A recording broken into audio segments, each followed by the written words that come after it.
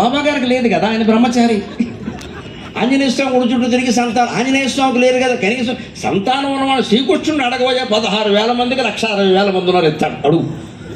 సంతానం ఉన్నవాడి సంతానం అడగల, నేను వాడిని అడుగుతారు. ఏ దేవుణ్ణి ఏమడగల కూడా తెలియదు, అందరికీ ఒకటే మన నమ్మకం అంతే.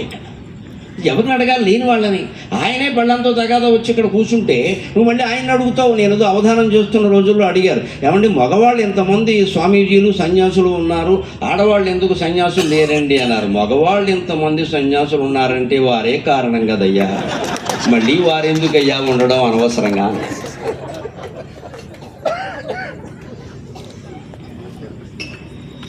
ఈ సన్యాస రంగంలో ఇంత విజృంభించారంటే అసలు కారణం వారే కదా. మంచో చెడ్డో ఏదైనా కానీ ఆ పుణ్యం వారికి దక్కిదే, మళ్ళీ వాడు పుచ్చుకోవడం ఎందుకు? తెలీదా? 100 వేదాంత గ్రంథాలు చదివిన అర్థం కాని వేదాంతం 10 ఏళ్ళు కాపరం చేస్తే ఇద్దరికి టీకా తాత్పర్యాలతో సహా తెలిసిపోతుంది. అంచేది ఎప్పుడూ బ్రహ్మజ్ఞానం పొందాలంటే గృహస్థాశ్రమంలోనే ఉండాలి. బ్రహ్మచారికి కష్టమే, సన్యాసికి కష్టమే. గృహస్థాశ్రమం ది బెస్ట్. హిందూ సంప్రదాయం దాన్నే సంప్రదించింది. మొత్తం మొట్టికాయలు పడుతూ ఉంటే రాకేమవుతుందని జ్ఞానం 3 రోజుల్లో వచ్చేస్తుంది జ్ఞానం. మళ్ళీ పోదవాడు అది పడ్డాయిగా. బ్రహ్మచారికి ఏదో అందనుకో అలా ఆ మాయలో ఉంటాడు, మనం చేసుకోలేదు కానీ అదో రకం అంటే కాదు, చేసుకో తెలుస్తుంది. అప్పుడు శుభ్రంగా అనుభవం ఉంటుంది. మళ్ళీ వెనక్కి వెళ్ళమన్నా వెళ్ళక, అమ్మో బాబోయ్ పడ్డానండి బాబు అంటాడు. మళ్ళీ పూర్వం వ్యాధి కోరుకోడు కదా ఎవడు. అందుకని ఈ ప్రజ్ఞను ప్రదర్శించడం ప్రధానం కాదే. లోహానికి సైతం తుడిచేయగలిగిన వాళ్ళు ఉన్నారంటే అంతెందుకండి, భగవంతుడు కుమ్మరపురుకి ఎంత శక్తి ఇచ్చాడండి. ఎంత మట్టిలో బురదలో అది ఉండి తులసని ఒక్క రేణువు దానికి అంటదండి, ఒక్క రేణువు అంటదు. నువ్వు సంసారంలో అలాగే ఉండాలి కుమ్మర పురుగులాగా అని చెబుతారు వేదాంత శాస్త్రం. అది బురదలో ఉంటుంది, తడి, అది పొడి మట్టి కాదు, తడి మట్టిలో ఉంటుంది. అది ఆ తడి మట్టిలో ఇలా దొలుచుకుంటూ విడుతుంది. దానికి కావలసిన పురుగు పుట్టరు అక్కడ ఉన్నాయి. ఇలా ఇలా ఇలా ఇలా దానికి భగవంతుడు అటువంటి మీసాలు ఏవో ఇచ్చాడు ముళ్ళులాగా, అక్కడ ఇలా అంటున్నాడు. అది లోపలికి వెళ్ళిపోతుంది సొరంగం దెబ్బనట్టు. హాయిగా శుభ్రంగా టన్నది బ్రహ్మాండంగా దెబ్బేస్తుంది. అది మళ్ళీ బయటకు వస్తే మళ్ళీ పెడుతుంది. ఒక్క రేణువు దానికి అంటుకోదండి. అలా అంటుకోకుండా సంసారం చేయమని ఉపనిషత్తుల్లో చెబుతారమ్మా. కుమ్మరి పురుగును ఉదాహరణగా చెబుతారు. చేయొచ్చు, మన పని మనం చేయొచ్చు. అంటుకోకు, వచ్చేయి, పని చేసి వచ్చేయి, మాట్లాడే వచ్చేయి, ఆలోచించి వచ్చేయి, వెంటనే వెనక్కి వచ్చేయి, కమ్ బ్యాక్. ఇంకా దాన్ని పట్టుకుని పొద్దున చెప్పింది వాడు చేశాడు, నీకు అనవసరం చేశాడు కదా, చెప్పావు కదా, వదిలే విషయం. చేస్తే మంచిది, చేయకపోతే మరీ మంచిది, మళ్ళీ చెప్పక్కర్లేదు, మనకు టైం కలిసి వచ్చింది. పిల్లల మాట వింటే మంచిది, వినకపోతే మరీ మంచిది అనుకుంటాను నేను, మళ్ళీ చెప్పక్కర్లా, ఫోన్ నెంబర్ తీసేయచ్చు. ఎందుకంటే ఈ దూరం చెప్పింది వినలేదుగా, నన్ను అడక్కు చేసుకో. ఈ తెగింపుకు మనం రాలేమండి. వేదాంతం తెలిస్తే తప్ప, వేదాంతాన్ని ఆచరణలో పెడితే తప్ప. మీరు తెగించి చూడండి, ఇదే వేదాంతంతో ఉన్న పిల్లలు కాదమ్మా, ప్రపంచం అంతా మీకు బాధాక్రాంతం అవుతుంది, అనుమానం ఏమీ లేదు. యోగం అంత గొప్పది, యోగం అంత గొప్పది. నాకు అక్కర్లేదనే తీర్మానంతో ఉండాలి. మీకు ఎవరికైనా కావాలేమో ఈ కుటుంబం కానీ, ఈ సంసారం కానీ, ఈ పేరు కానీ, ఈ డబ్బు కానీ, ఈ శరీరం కానీ, మీకెవరికైనా కావాలేమో. నాకేం అక్కర్లేదు నా యజమాని మనిషి అన్నవాడు అనుకోగలిగితే వాడు చుట్టూ మొత్తం తిరగాల్సిందే. ఏన వశ్యాభవంతి స్త్రియ పురుషాః తస్య నీలాసరోవారిదిస్తస్య కేళీవనం నందనం తస్య భద్రాసనం భూతలం తస్య భగ్దేవతా కింకరి తస్య యాజ్ఞాక్షరీ శ్రీ స్వయం. శ్యామలా దండకంలో కాళిదాసు చెప్పే మాట. అమ్మవారి పాదాలు వదలకుండా ధ్యానం చేసేవాళ్ళ చుట్టూ స్త్రీ పురుష భేదం లేదు, అందరూ తిరుగుతూనే ఉంటారు వాళ్ళ చుట్టూ. వాళ్ళు ఉండే ఆకర్షణ అది, దాన్ని ఎవడేం చేయలేదు. ఆ దృష్టి భగవంతుడి మీద ఉండాలి, లోకం మీద కాదు. అప్పుడు ఉండగా. అంతే నువ్వు ఎన్ని విద్యలు ప్రదర్శించినా ఉపయోగమే లేదు. ఇనప సామాన్లు పట్టుకుని లోహాలన్నీ తొలిచేసి కొమ్మరుపురు కూడా చేస్తుంది మట్టిని. ఏమిటంట గొప్ప? అగ్ని మొదలైన వాటిని, నీటిని బంధిస్తాం, నీటిని రాకుండా చేస్తాం, వాయువును బంధిస్తాం, అనేకం చేసి ఏమిటి దానివల్ల కలిసి వచ్చేది? అంతేకాదు లబ్ధ ఇంకోటి ఉండేది పూర్వం విద్య. మా మాతామహులు చేయడం నేను నా కళ్ళతో చూసాను. ఇదో విద్య అనుకున్నాను నేను. మా అమ్మగారి తండ్రి అంజనం, దాని గురించి చెప్తున్నారు శంకరాచార్య. లబ్ధో నిక్షేపో అంజనాద్యైస్తతక్యం. ఎవరైనా ఇంట్లోంచి వెళ్ళిపోతే అంజనం వేస్తారు. ఆ మంత్రశక్తి కొంతమందికి ఉండేది. మా తాతగారు, మా అమ్మగారు తండ్రి బొమ్మగండ సుబ్బారావు గారిని ఆయన ఉండేది. మేము అప్పుడు 5-6 ఏళ్ళు వయస్సు కూడా నాకు ఉందో లేదు, ఆయన దగ్గర చూశాను. ఆయన అలా ఎడంచే పట్టుకుని కాటికి రాసేవాడు. కాటుగా బాగా బలంగా రాసేవాడు. కాసేపటికి ఆయన ఏదో మంత్రధ్యానం చేసేవాడు. ఇలా చూసేవాడు. పేరేంటి అని అడిగి, నక్షత్రం కూడా కాదు పేరు. అప్పుడు ఫోటోలు కూడా లేవు చూపించడానికి. ఆయన ఏదో మౌనంలో ఉండేవాడు విచిత్రంగా. అందులో కనపడేది జబల్పూర్ తెలుసా, అక్కడ పక్కన బస్ స్టాండ్లో ఉంటాడు, వెళ్ళాను. అలా జరిగే ఆశ్చర్యకరంగా అంజన విద్య ఉందండి, నా కళ్ళతో నేను చూశా. కానీ ఆ ఒక్క విద్య ఆయన దగ్గర ఉంది. ఆయన ఎన్ని దుఃఖాలు అనుభవించాడు. 13 మంది సంతానం. మా అమ్మ అందరికంటే పెద్దది, మా మావయ్య అందరికంటే చిన్నవాడు, ఈ ఇద్దరే మిగిలారు. మిగిలిన 11 మంది గోవిందా. మరి ఆ దుఃఖాన్ని ఈ అంజన విద్య తీర్చలేదే. మా అమ్మమ్మ 34 ఏళ్ళకి పోయింది. 34 ఏళ్ళకి పోయేనాటికే 13 మందిని కందాడు. ఆయనకి కృష్ణ పరమాత్మ అంటే చాలా ఇష్టం. మా తాతగారికి, మా అమ్మగారికి ఆయనే ఇష్ట దైవం. ఎప్పుడు మా అమ్మ కృష్ణుడిని పొగడ్డని నేను చూడాల. విడి చంపేశాడు మా నాన్న అనేది పాపం. దేవుడిని తిట్టడం, విడి చంపేశాడు మా నాన్న, జీవితం అంతా కృష్ణుడని ఏడిచాడు, కృష్ణుడు కాపాడలేదు మా నాన్న. దేవుడిని తిట్టకమ్మా అంటే తిడితే ఏమిట్రా, మా నాన్న చంపేశాడు. 13 మంది, ఇద్దరే మిగిలాం, అందరూ పోయారు. ఏమిచ్చాడు మా నాన్న? కృష్ణుడు. ఏడిచాడు కృష్ణుడే. నిజానికి కృష్ణుడు మీ జీవితాన్ని మించిన దుఃఖభరితమైన జీవితం ఉందా మనం అనుకుంటాం. కానీ చెరసాలలో పుట్టాడు. పుట్టినప్పుడే తల్లిదండ్రులకు దూరం అయ్యాడు. ఎంతమంది ద్వారా ఎంత నష్టం జరిగింది ఆ మహానుభావుడికి. పుట్టిన వెంటనే మేనమావ 32 హత్యా ప్రయత్నాలు చేశాడమ్మా. మన మేనమావులంతా ఎంత మంచి వాళ్ళు కంసుడు కంటే. కృష్ణ పరమాత్మ జీవితమే దుఃఖభరితం కదా. ఆయన మనం ఏదో అడగడం ఏంటి? దేవుణ్ణి ఎంతసేపు కోరికలు కోరద్దండి. భక్తి అంటే దేవుణ్ణి మన పనులు చేయమని దేవుడికి చెప్పడం కాదండి. ఆయన ధర్మశాస్త్రాల్లో ఏ పనులు చెప్పాడో ఆ పనులు మనం చేయడం భక్తి. మాకు ఈ పని చేసి పెట్టిన దేవుణ్ణి అడగడం. ఆయన చెప్పాడు ఆ పనులు నువ్వు చేయి. దేవుణ్ణి గౌరవించట్లేదు మనం. ఆయన కాపాడుకోలేకపోయాడు పాపం. 34 ఏళ్ళకి ఆవిడపోతే అలాగే పెళ్లి చేసుకోకుండా ఉండిపోయాడు. మరో పెళ్లి లేకుండా ఆ రోజుల్లో చేసుకునేవారు, ఉండిపోయాడు. మా అమ్మ కోసం, మా మేనమావ కోసం ఉండిపోయాడు. ఇప్పుడు మా అమ్మ కూడా వెళ్ళిపోయింది. మా మేనమావ గారే ఉన్నాడు, ఒక్క ఆయన 88 ఏళ్ళు. మొత్తం 13 మందిలో ఒక్కరే. అంటే ఆ గ్రహస్థితి ఈ విద్య. అందుకే శంకరాచార్య అంటున్నారు, లబ్ధో నిక్షేపో అంజనాద్యైస్తతక్యం. ఎక్కడో నిధో నిక్షేపం ఉంటే అంజనం వేసి తెలుసుకున్నావు. ఏమి సాధించావు? ఆ డబ్బు నీ దగ్గరికి వస్తే నీకు ప్రయోజనం ఏమిటి? ఏన స్వాత్మానైవ సాక్షాత్కృతో భూత్. పదవులు, పీఠాల గురించి ఎంత రేవెడుతున్నారో చూడండి. పంచాయతీ సర్పంచ్ కోసం పోటీ చేసేవాళ్ళు ఇవాళ ₹1 కోటి ఖర్చు పెడుతున్నారటండి. వినడానికే ఆశ్చర్యంగా ఉంది. ఈ పదవి ఉండేది 5 ఏళ్ళు. ఇందులో ఊరికి ఈయన ఏం చేస్తాడో తెలియదు. ఊరికి ₹1 కోటి ఖర్చు పెట్టాడు. పంతం పౌరుషం. దానికి సమాధానం శంకరాచార్య స్తోత్రంలో ఉంది. ఇది వేదాంతం అంటే అలాగా నిత్య జీవితం, ఇదంతా డైలీ లైఫ్.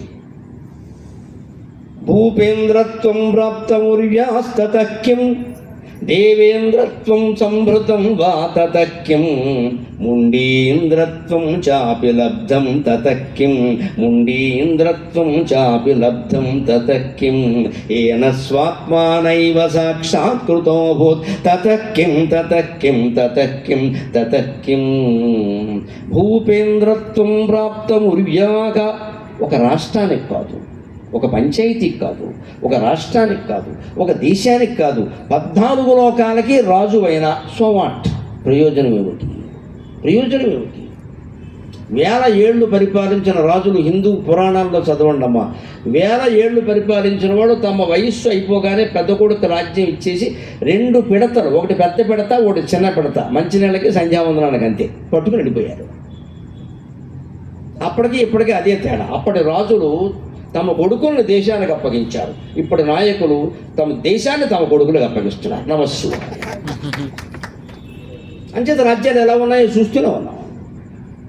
వాడు కొడుకులను దేశానికి అప్పగించేవారు. ఒక కొడుకుని రాజు చేసే ముందు నా కొడుకు కాబట్టి రాజు అనలేదండి. ఎన్ని విద్యలు నేర్పబడుతున్నది? తతస్సకల లిపి జ్ఞానం. దశకుమార చరిత్రలో చెబుతాడు రాజకుమారులకు నేర్పిన విద్యలు. సకల లిపి జ్ఞానం, నిఖిల దేశీయ భాషా పాండిత్యం, కావ్య నాటక ఆఖ్యానక ఆఖ్యాయక ఇతిహాస పురాణ చిత్రకథా సహిత పురాణగణ నైపుణ్యం, షడంగ సహిత వేద సముదాయ కోవిదత్వం, ధర్మ శబ్ద జ్యోతిస్తర్క మీమాంసాది సమస్త శాస్త్ర నికర చాతుర్యం, వివిధాయుధ ప్రయోగ చణత్వం, మాతంగ తురంగాది వాహన ఆరోహణ పాఠవం, మణిమంత్రౌషధాది మాయా ప్రపంచ చుంచుత్వం, తత్వదాచార్యేభ్య సమ్యక్ జ్ఞాత్వా యౌవనేషు విలసంతం కృత్యేశ్వరణసం తం కుమార నికరం నిరీక్ష్య మహీవల్లభస్సక అహం శత్రుజన దుర్లభక ఇత్యమందమానందమ విందత. దశకుమార చరిత్రలో దండి వచనంలో చెబుతాడు ఈ మాట. ఎంత అద్భుతంగా ఉంటుందో. అన్ని విద్యలు నేర్పి రాజ్యం చేసేవారు. కొడుకునే చేయమనండి, కూతుర్నే చేయమనండి. మనకు ఇన్ని విద్యలు నేర్పావా? ఏం లేదు, మింగడం ఒకటే నేర్పుతున్నారు. నేను మింగా, నువ్వు కూడా మింగు. అందువల్ల పడుతుంది. అంచేత హిందూ రోజులు ఎందుకు పరిపాలించే వాళ్ళకి ఎంత పరిపాలన నైపుణ్యం ఉందో అంత వైరాగ్యం కూడా ఉంది. వదిలేసేవారు అలాగా. ఏం చేస్తాం అంత ఇది ఉండదు, ఇది అనవసరం, మనం వెళ్ళిపోతాం. 60 ఏళ్ళు వచ్చాయి అంటే అప్పుడు 1000 ఏళ్ళు అని, ఇప్పుడు 60 అనుకుందాం. 60 అనుకోండి. 60 ఏళ్ళకి మనం వెళ్ళి అది నువ్వు ఉండకపోతే ఏమైపోతాం? ఇంకో 10 ఏళ్ళు మించి ఆయుర్దాయం లేకపోతే ఏమైపోతాం? అలా నేర్చుకున్నారు. అందుకని భూపేత్రత్వం ప్రాప్తం ఉర్యాస్తక్యం. నువ్వు మొత్తం భూమండలం అంతటికీ మహారాజైనా నీకు ఒరిగేదేమీ లేదు ఆత్మజ్ఞానం లేకపోతే. దేవేంద్రత్వం సంభృతం వా తతక్యం. పోనీ స్వర్గానికి అధిపతి దేవేంద్రుడి, వాడేమైనా బాగున్నాడు గడకనా? 10 నిమిషాలు బాగుంటే 10 నిమిషాలు ఏడిపోయి దేవేంద్రుడు కథంతా అంతే. ఎప్పుడు ఎవడో దండెత్తడం, వీడు బ్రహ్మగారి దగ్గరికి వెళ్ళడం, బ్రహ్మగారితో కలిసి వయా మీడియా విష్ణుమూర్తి దగ్గరికి వెళ్ళడం, ఆయనేమో భూమండలం మీద అవతారం ఎత్తడం. ఇదే కథ పురాణాలు నిండా. ఇంద్రుడు ఎక్కడ సుఖంగా ఉన్నాడు? దేవేంద్రుడు అని ఊరికే అనడం కానీ ఒక్క క్షణం సుఖంగా లేడు. వాడి భార్యలు వాడుకున్నా సరే అహల్య మీద కన్నేశాడు. హిరణ్యకశ్యపుడు కేడే చూడాచిన దుర్మార్గప్పని చేయడు. హిరణ్యకశ్యపుడు ఎవడు భార్యని బలవంతంగా లాక్కెళ్ళలా.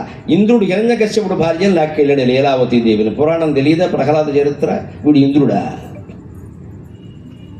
ఈ బుద్ధి మారినప్పుడు నువ్వు దేవేంద్రుడు అయితే ఏమి నిడదవోలు బస్ స్టాండ్లో ఉంటే ఏమో ఎవరికి కావాలి? బుద్ధి మార్చుకోవాలి కదా. మనం ఏమనుకుంటా ఏదో పుణ్యం చేస్తే స్వర్గం. ఎందుకు స్వర్గం? దాన్ని పాడు చేయడానికే. ముందు బుద్ధి మార్చుకో.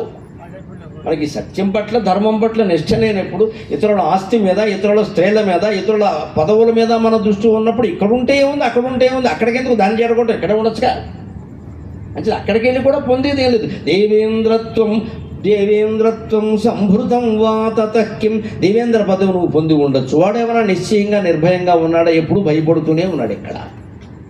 దానివల్ల కూడా ఉపయోగం. ఇంకో మాట కూడా చెబుతున్నాడు గట్టిగా చెప్పడానికి యోగులకి, సన్యాసులకి, పీఠాధిపతులకి. ముండీంద్రత్వం చోపలబ్ధం తతక్యం. ముండి అంటే పూర్తిగా జుట్టు తీసేసిన వారు సన్యాసం. యోగులు వారు పూర్తిగా శిరోమండనం చేయించుకుంటారు. పిలక కూడా ఉండదు. వేద పండితుడికి ఉపనయనమైన వాడికి పిలక ఉంటుంది. శిఖా యజ్ఞోపవేతాలు కర్మకాండకి సంకేతం. సన్యాసులకు అవి అవసరం లేదు కాబట్టి శిఖా ఉండదు, యజ్ఞోపవేతము ఉండదు. అది సన్యాసం ఇచ్చినప్పుడు ఆ ధర్మం ప్రకారమే తీసేస్తా. ఇంక నువ్వేమీ చేయక్కల. ఏమీ చేయక్కలదంటే ఏమిటి? బద్దకించి కాళ్ళు పడుకోమన్నా. దానికి సన్యాసం ఎక్కడ? ఏమీ చెయ్యక్కర్లేకపోయినా ఏ జ్ఞానాన్ని పొందాలో అది ఇప్పటి నుంచే పొందే ప్రయత్నం చేయి. నీకు ఆ తృష్ణ ఉంది కాబట్టి సన్యాసం ఇచ్చాం. లేకపోతే ఊరికే ఇవ్వకూడదు. మేనలుండి తోడులుండి పిలిచి పీఠాధిపతులను చేయకూడదు. నాశనం అయిపోతుంది పీఠం. నన్ను నమ్ముకుని ఉన్నాడు. ఏం నమ్ముకుని ఉంటే వాచ్మెన్ కింద పెట్టుకో, జీతం పెంచుకో. పీఠాధిపత్యం చేయడం ఏం లేదు. అవి కూడా వారసత్వాలు ఉన్నాయి. మన వాడు ఉంటే మనం చేసినా బయటపడకుండా ఉంటాయి. నమ శివాయ.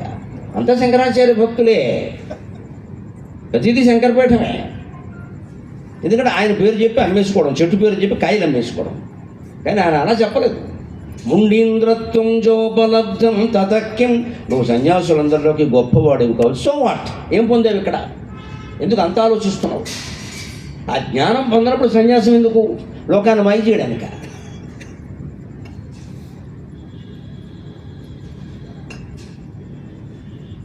ఇక్కడ ఒక మాట గట్టిగా చెప్పుకోవాలి. శంకరాచార్య చెప్పిన సర్వ వేదాంత సిద్ధాంత సార సంగ్రహంలో చెబుతారు ఈ మాట. కర్మకాండకి జ్ఞానకాండకి తేడా ఏమిటి? కషాయ భక్తి కర్మాణి జ్ఞానం తు పరమాగతి. కషాయ భక్తి కర్మాణి జ్ఞానం తు పరమాగతి. కషాయే కర్మభిః పక్వే తతో జ్ఞానం ప్రవర్తతే. ఇది చాలా జాగ్రత్తగా గృహస్థాశ్రమంలో ఉన్న వాళ్ళందరూ ఆలోచించాలి. సన్యాసుల కోసం కాదు మాట, గృహస్థాశ్రమంలో ఉన్న మన కోసం. ఏ పని చేస్తున్నా సరే కషాయ భక్తి కర్మాణి, ఈ కర్మలన్నీ కషాయ పాకాన్ని తయారు చేయడం లాంటివి. జ్ఞానం తు పరమాగతి. వీటితో నువ్వు జ్ఞానం పొందాలి. పొందవలసిన జ్ఞానం పొందకుండా ఇదే అనుకుంటే అజ్ఞానంలో పడినట్టే. కర్మకాండ మరీ పెంచుకోవడం అంటే ఊబిలో కూరుకుపోవడమే. ప్రతి పని ద్వారా దాని నుంచి బయటపడుతున్నాం. ఆ పిల్లకి పెళ్లి చేసాం, అయిపోయింది, ఇంక వదిలేయాలి. రోజుకోసారి ఫోన్ చేసి మీ అత్తగారు నేను ఎలా చూసుకుంటోంది, 6 నెలల్లో వాడు విడిపోవడం ఖాయం. ఈ మాట కూతురు తల్లి మాట్లాడకూడదు. నేను చాలా స్పష్టంగా చెప్పాను ఈ విషయం. కాపురాలు నిలబడాలంటే మీరు అస్తమానం ఫోన్లు చేయకూడదు. ఒకవేళ వాళ్ళే చేసి అమ్మ కొన్ని ఇబ్బందులు పడాలమ్మా, నేను పడలా మీ నాన్నతో అని వాడు ఉండగానే అన్నారు. గొడవలేదు. వాడు కూడా వింటాడు.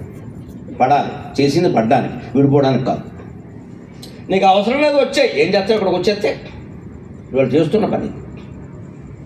కలిసి ఉండడానికి మనం ప్రోత్సహిస్తాం, విడిపోవడానికే. మనకు బోర్డు ఆస్తుంది, నువ్వు మాట పడాల్సిన అవసరం నీకు లేదు. మాట పడకుండా కాపురాలు అవుతాయండి. కట్టుకుండా కాసిపోయడం తప్పుతుందా అంటారే, మాట పడకుండా కాపురాలు అవుతాయండి. ఎన్ని మాటలు భర్తని భార్య, ఎన్ని మాటలు భార్యని భర్త అంటే పడబట్టి సంసారాలు నడుస్తున్నాయండి లోకంలో. ఎన్ని మాటలు ఎక్కడికెక్కడ మింగేశారే. ఆ సాధ్వీమణులకు నమస్కారం, ఆ యోగులైన భర్తలకు కూడా నమస్కారం. మింగేశారండి ఎక్కడికెక్కడ. ఏదో ఉంటుంది, ఎక్కడ ఉంది పోనీ, వదిలేయాలి అక్కడ. అదే నేను చెబుతున్నది, ఎక్కడ విషయాలు అక్కడ వదిలే, అది అయిపోయింది. మళ్ళీ మాట్లాడక ఇంకా దానికి ఇది దీనికి ఇది మొత్తం దారంలో పూసల్లో దారం కూర్చున్నట్టు గుచ్చేయకూడదు. ఇక్కడ మొత్తం పెద్ద దండ తయారైపోయింది. అక్కడ వదిలి ఇప్పుడు ఎందుకు అంటున్నావు అన్నమాట. ఇది లేదు, అది వాళ్ళు ఊరుకున్న తల్లిదండ్రులు ఊరుకోలేకపోతున్నారు. ఆడపిల్లతల్లో మగపిల్లలతో ఎవడో ఒకడు గొడవే. నువ్వెందుకు ఊరుకోవాలరా అరివిడ, నువ్వెందుకు ఊరుకోవాలి, మనం తక్కువడబట్టి అని మొత్తం ఏమైపోవాలి. ఇదే పెళ్లి చేసాము ఎందుకు చేసాం, అసలు ఎందుకు కన్నాం. మనము వారు కూడా ఈ జీవితం అంటే ఏమిటో, సంసారం అంటే ఏమిటో తెలుసుకొని చివరికి జీవుడు దేవుళ్ళలో లేనవ్వడం కోసమనే ఒకే ఒక లక్ష్యంతో జీవితం పెట్టుకున్నాము. ఇంతకు మించిన లక్ష్యం లేదు. అది పెళ్లి ద్వారా సాధ్యమైందా, పిల్లల ద్వారా సాధ్యమైందా, శోభనం ద్వారా సాధ్యమైందా, మనవడ ద్వారా సాధ్యమైందా? సాధ్యం కాకపోతే వదిలే, సాధ్యమైతే కానీ. ఇదే పరిశీలన. ఆయుర్వేద వైద్యులు కషాయం తయారు చేసేటప్పుడు ఏం చేస్తారంటే ఓ తెడ్డు లాంటిది పెట్టి ఇలా తిప్పుతూ ఉంటారు. వాళ్ళు స్మార్ట్ ఫోన్ చూస్తూ కూర్చోరు, ఇలా తిప్పుతారు. ఎందుకు? అది రావలసిన పాకం రావాలి, లేదా మందు తయారవ్వదు. అది నిజానికి మందు కాదు, అది పోసి మందు తయారు చేస్తారు. కానీ ఇది పాకం రావాలి, ఇక్కడ పాకం రావాలి ఖచ్చితంగా. అంతవరకు జాగ్రత్త. కషాయ భక్తి కర్మాణి తత్ జ్ఞానంతో పరమాగతి. మొత్తం కషాయ పాకం లాంటిది, జ్ఞానం పొందాలి. అందుకని ఏం చేయాలి? కషాయే కర్మభిపక్వే.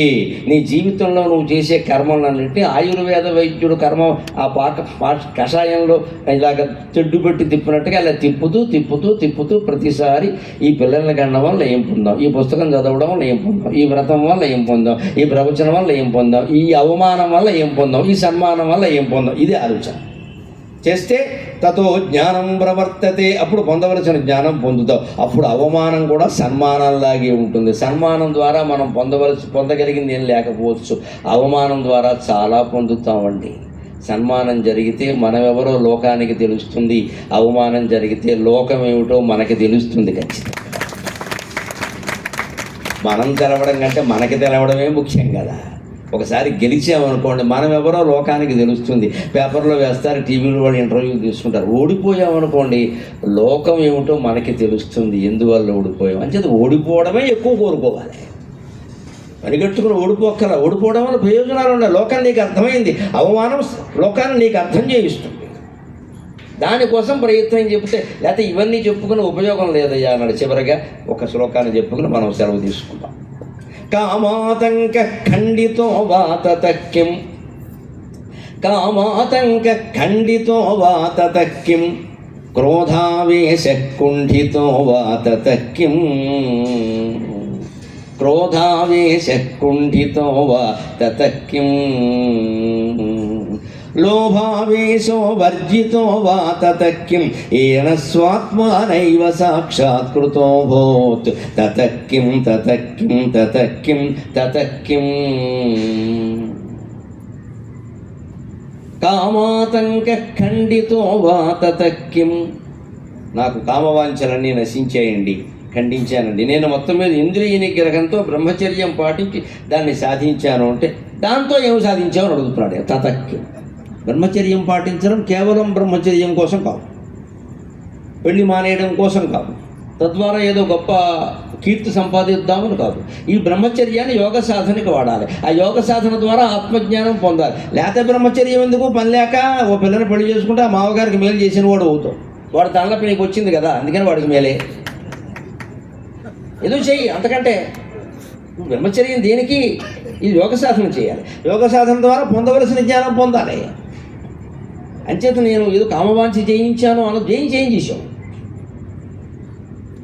క్రోధావేశ కుంఠితో వాతతక్కిం. నాకెప్పుడు కోపం రాలేదండి. ఇదివరకు వచ్చేది బాగా. ఒకప్పుడు ప్రయత్నించి క్రోధాన్ని తగ్గించుకుని శాంతంగా ఉండడం నేర్చుకున్నాను. So what? దాని ద్వారా ఏమి సాధించావు? నువ్వు శాంతంగా ఉంటే ఎవరికి, కోప్పడితే ఎవరికి? దాని ద్వారా ఏదో సాధించా. ఆ శాంతం ద్వారా శాంతంగా ఉన్న మనస్సులో కోరికలన్నీ రద్దు చేసుకుని ఆత్మసాధన చెయ్యాలి. లేకపోతే నువ్వు క్రోధం తగ్గించుకుని ఏం ఉపయోగం లేదు ఇక్కడ.